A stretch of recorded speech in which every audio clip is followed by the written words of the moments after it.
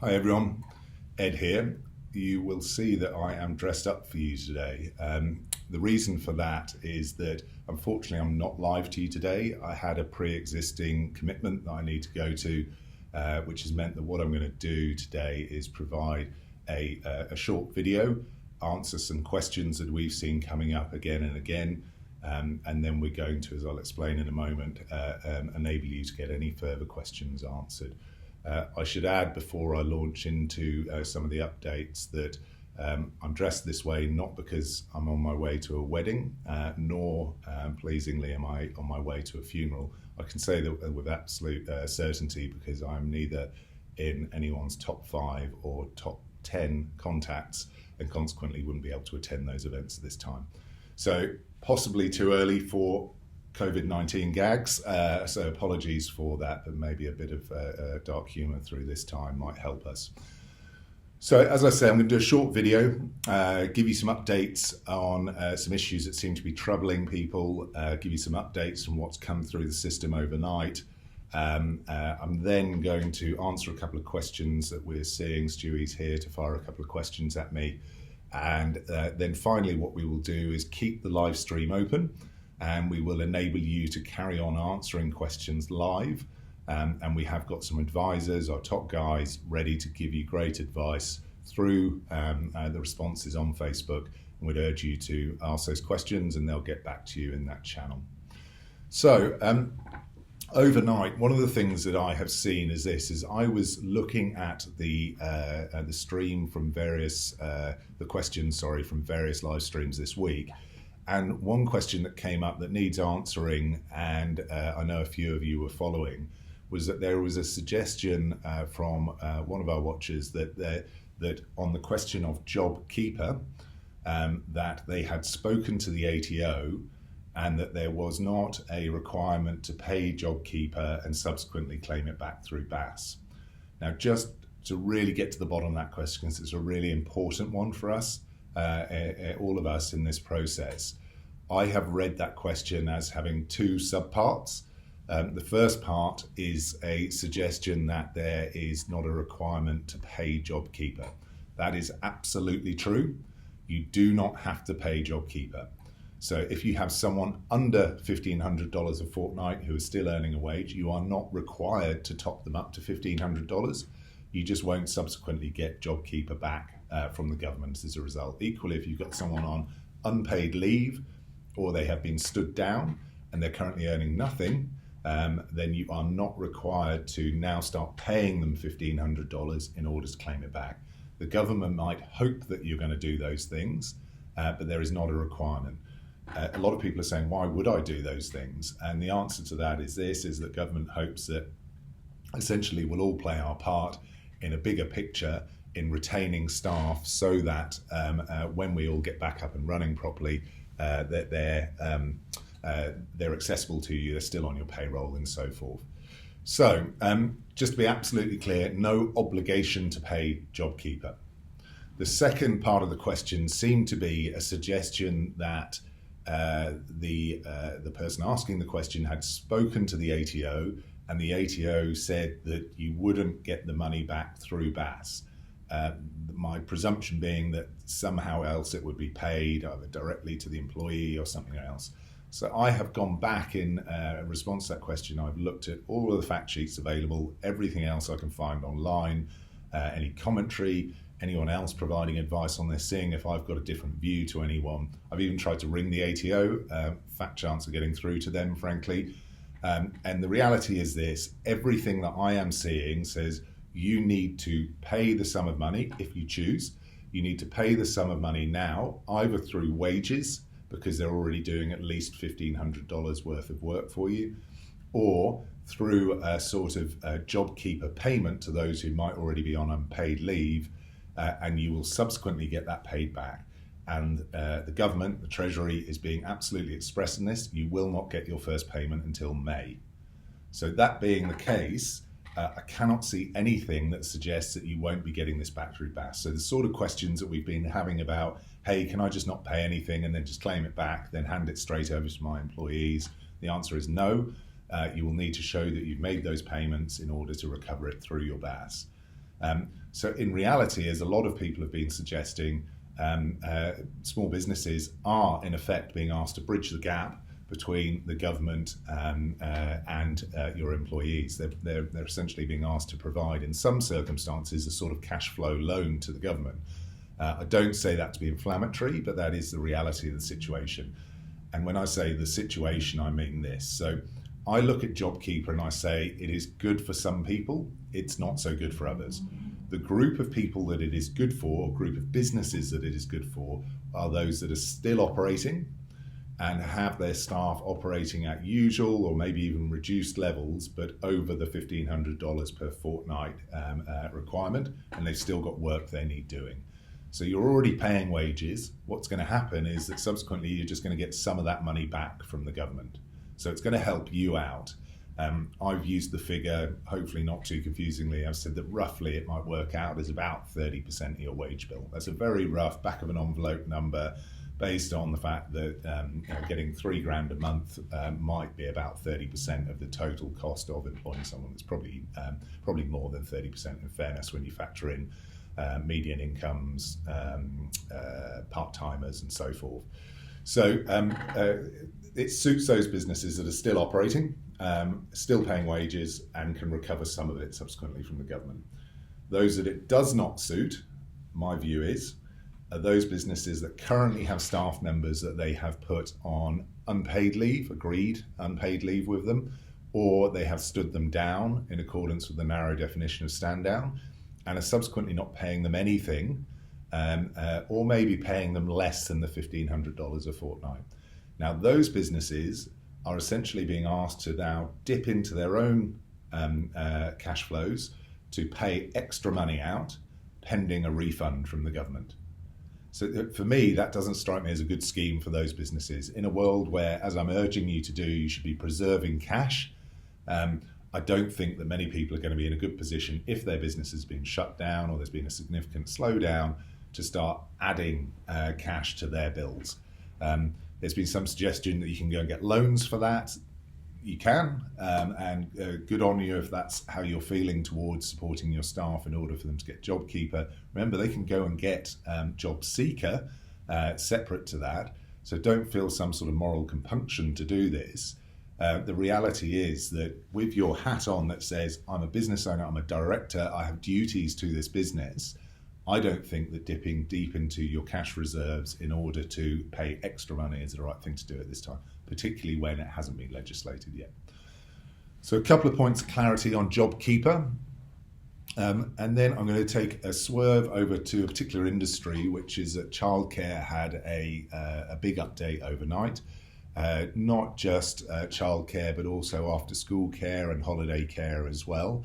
There's a suggestion from the government that they are going to pay, and I say suggestion because this sort of thing again will need to be legislated to amend the existing legislation, that they will pay 50% of a childcare centre's income pre-crisis. So bearing in mind that my understanding from what I've read is that a childcare centre typically 60% of their income goes to wages. So if a childcare centre was operating at pre-crisis levels anyway, so they were still having that flow of people through the door, but they weren't receiving any income from the parents, they would be getting 50% from the government, but they might not be able to afford that because they'd be paying out more than that in wages.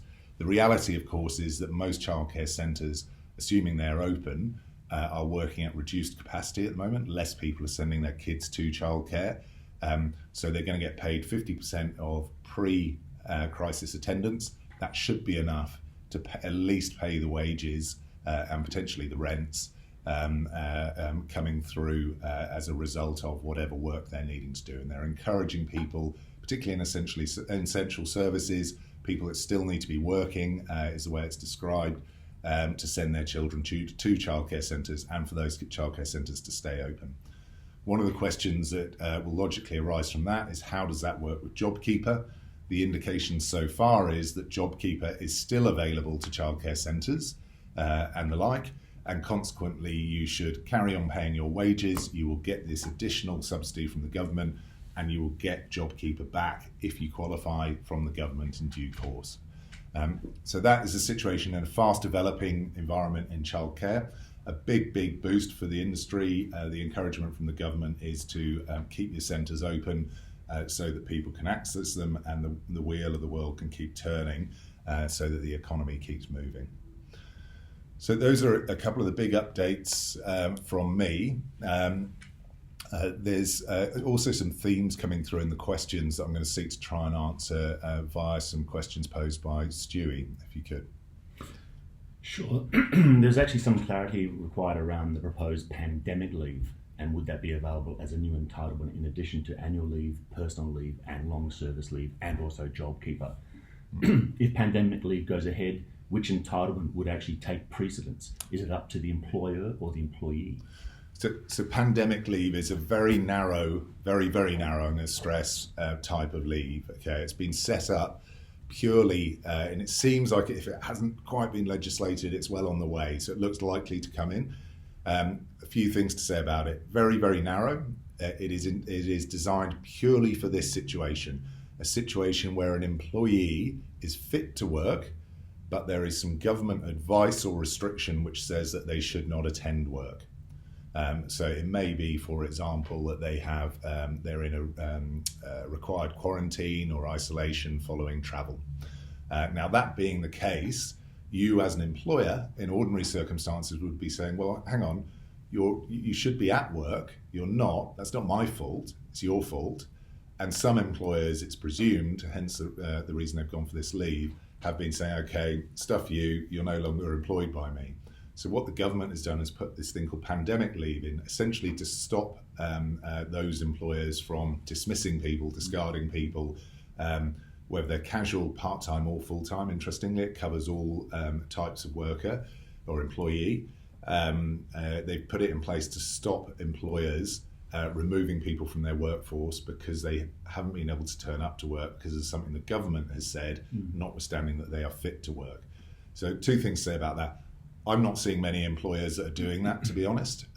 Most employers are actually being more generous and they're paying those people sick leave, letting them take paid annual leave. Pandemic leave is unpaid and it's really there as a protective measure. It doesn't apply to everyone, just to 103 awards. You'll need advice if you need to talk about pandemic leave with your staff. But the reality is that it's this very narrow thing that is really just designed to stop employers from firing people. Not really to give a benefit to employees. A multifaceted question from Wayne overnight. With a number of casuals who would be entitled to the $1,500 JobKeeper payment per fortnight, which is considerably more than they would normally get paid, our workers' compensation renewals, if JobKeeper is classified as wages, would also dramatically increase. Yep. And Yep. Also, if superannuation is payable, can these business costs be factored into the net pay to the employee? Can we just break those down, Stu? Do the first one and then we'll come to the second one. Yeah, with a number of casuals who would be entitled to the $1,500 JobKeeper payment per fortnight, which is considerably more than they would normally get paid, our workers' compensation renewals, if JobKeeper is classified as wages, would also dramatically increase. That's a question. Yep. So the question is, you're paying top up because your casuals don't earn $1,500 a fortnight. You've chosen to participate in JobKeeper, so you've chosen to pay top up.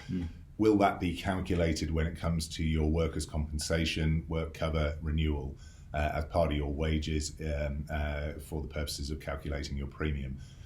The answer, it seems, and I stress it seems, it will be legislated, is that top up is not wages. Oddly enough, it is in some circumstances, but if you're topping up, it's not wages because you don't have to pay super on it. So the presumption is that basically what you're doing is facilitating this government scheme. You're not actually paying wages to the employee over and above what their core wage was. So let's say someone was getting paid by you $500 a fortnight. That part is wages, and that's what would go into the calculation of your workers' comp renewal policy. The extra grand doesn't, on my understanding. And I think you've actually answered the second part of the question, which I'll repeat to you also, which is also if superannuation is payable, can these business costs be factored into the net pay to the employee?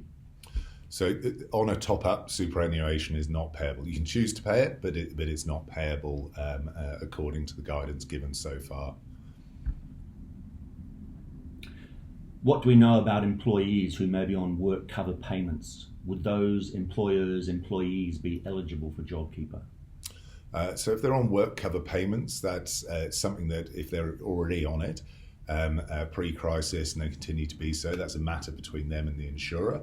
The job keeper or even the job seeker allowances wouldn't trump that arrangement. Must an employer notify the employee that they have been nominated for JobKeeper? I don't. So the question is there an obligation to to tell the employee that they're going to get JobKeeper essentially? So to those that were getting zero or something below $1,500, it'll be fairly plain, obviously, because they're suddenly getting this lump of money in their bank accounts from you. They'll want to know what it is, so you'll need to communicate that. For those that are not, there's no obligation to say, oh, by the way, as part of your income, I'm now recovering that portion from the government. I don't believe there'll be, because it's not the employee in that case, the case where you're still working, you still have the employees needing to do at least $1,500 worth of work per fortnight. What you're essentially been doing is part of their income is being funded, and you don't need to disclose to them that that's occurring. Overnight, a question from Linda. If we are advised to shut down, can we stand down our factory staff but have our office staff work remotely? And would we be able to access JobKeeper for office staff who are still working? So in a stand-down, shut-down and consequent stand-down situation, then yes, you could have your factory staff stood down, you could have your office staff still working. In fact, as part of a stand-down procedure, you should consider whether there are alternatives to stand-down. And one of those might be, we can have our office staff still working from home. So they not just can you do it, you should be looking at doing that. And second to that, can you get JobKeeper for those people? Yes. You could also get JobKeeper for the stood down factory staff, but only if you're willing to pay $1,500 out of your own pocket, pending it coming back from the government. From Belinda, I have 2 casual staff who have left for now because they are scared of contracting the virus while at work. However, the rest of my staff are still working. Do I have to pay the 2 non-working casuals JobKeeper if they are eligible? So 2 non-working casuals who presumably therefore are not getting any pay at the moment, they don't want to work because they don't want to contract the virus. Do I have to pay them JobKeeper? The answer is no. You're under no obligation to pay them $1,500 when currently they're not receiving anything. From Shelley, when conducting meetings with individual staff to discuss variations to their ongoing employment, they would normally be welcome to bring a support person. Due to social distancing and our office showroom closed to the public, do we still offer this when arranging meetings with our staff? Great question, really good question actually. Any obligation under Fair Work laws to allow people to have support people at certain types of meetings? What do we do there where we're practicing social distancing?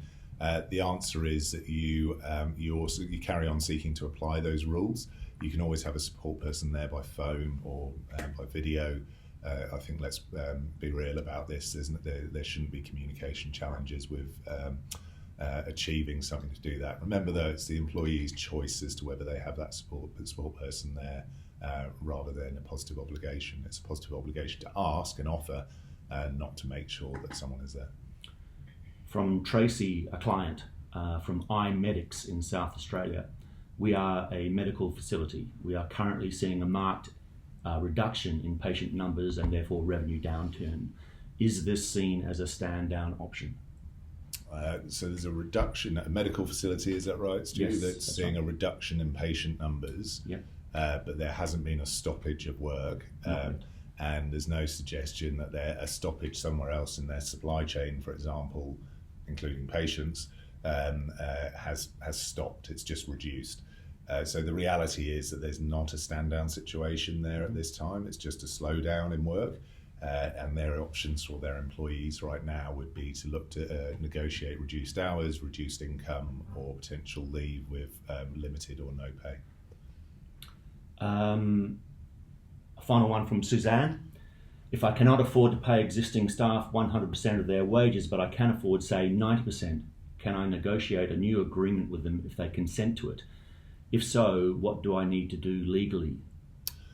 Great question from Suzanne. It sounds like we're all starting to get on top of this quite pleasingly, and that the language I'm hearing is correct. There's not a stand-down situation. Suzanne's wondering if she can negotiate, though, reduced income with her staff. She can, subject to it not going below minimum wage. So the approach to that would be to make some form of communication to all staff saying that you're going to enter into negotiations. I've seen some really good letters going out that say these are the options that we are considering, including 90% reduction, perhaps going on some form of leave, alternatively having an individual negotiation. Can you tell me what your preference would be? If they choose to go into, say, an individual negotiation, you'd sit down with them one-to-one, offer a support person, make sure that you're not strong-arming people into deals that they don't want.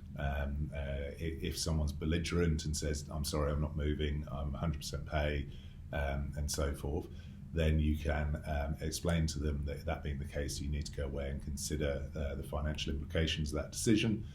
And it may be that you need to have a further consultation meeting with them should there need to be some form of restructure or redundancy in the business as a consequence. So I try not to be overbearing or threatening in that, but be as constructive as you can be, even if it can be quite frustrating if someone's not willing to play their part in the bigger picture. Great. So, guys, that's it from me today. I will be back on Monday. And as I say, please keep watching. We'll just keep this stream open. And we will have our advisors giving advice to you via your questions. And equally, have a look at employsure.com.au/coronavirus, employsure.co.nz/coronavirus. Thank you. See you Monday.